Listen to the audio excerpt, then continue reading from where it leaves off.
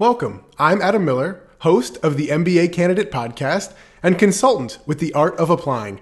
Today's question from The Art of Applying's Q&A vault comes to us about the consortium. Now, I'm actually a member of the Consortium for Graduate Study and Management, so I'm really excited to dive into this one. Now, before we jump into what the question is, I'm just going to quickly explain what the consortium is so that you have a little bit of basis for what we're talking about. The consortium is about 20 schools who've come together over the last 50 years, and they've said, we care a lot about having applicants who are committed to diversity and inclusion, specifically people who are committed to helping underrepresented minorities in some way in their lives. That means that you've shown a commitment to helping African Americans or helping Hispanics or helping Native Americans, right? You don't have to be any of those underrepresented minority groups yourself. You just have to show that you're committed to helping them. And joining the consortium comes with 3 amazing benefits. We encourage all of our U.S. applicants to look into applying to the consortium because of how spectacular these benefits are, right? Again, I did it myself because it makes so much sense. There's really no downside. Number 1 is you can apply to up to 6 schools for the price of about 1, right? That's going to save you about $1,000 right there.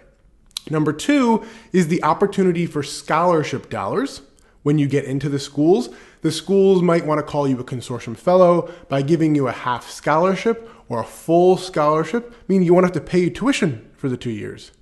And lastly, the consortium has a program, basically a conference, before school starts. In June, when I went, it was in June before school started in August to meet with some of the companies who are going to recruit people like me anyways over that 2 years.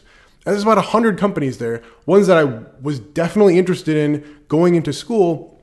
And so it's just a fantastic program to look into. So what's the question today? The question is, can the schools see all the schools I applied to?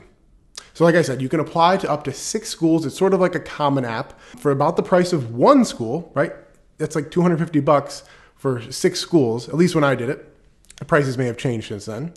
But this person goes on to say, I stumbled across an article that said they don't like when people apply to more than 3 because it can harm their yield. Is that true? Now, yield is the percentage of students that a school admits versus the ones that actually decide to matriculate and attend in the coming year.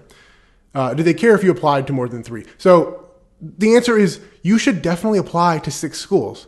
Or 5 schools, or 4 schools, as many as you can possibly make happen in your timeline.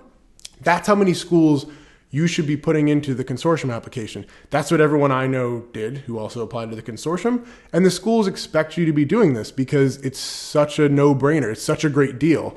Now, I'm going to really quickly just look at the response that our CEO and founder, Kanisha, said to this person to see if there's anything I missed. She writes back, yes, they can see where you've applied and your ranking. Again, they can't see your ranking until after they've decided to admit you or not. I suggest you apply to 6 schools. Yep. I always encourage our clients to apply to 6. Don't worry about what that article said about school yields. We don't apply to fewer schools to make the AdComs numbers look better. Exactly. AdComs are expecting you to be applying to up to 6 schools. They don't care that you applied to this school or that school. They just want to know whether or not you're a good fit for them.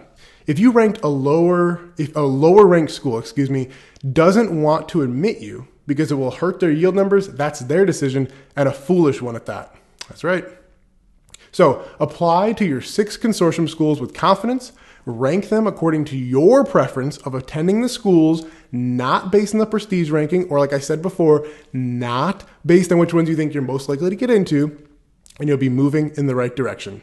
So that's our question from today on the Q&A Vault. Hope this was informative and entertaining. So have a good rest of your day, and we'll see you soon. Bye-bye.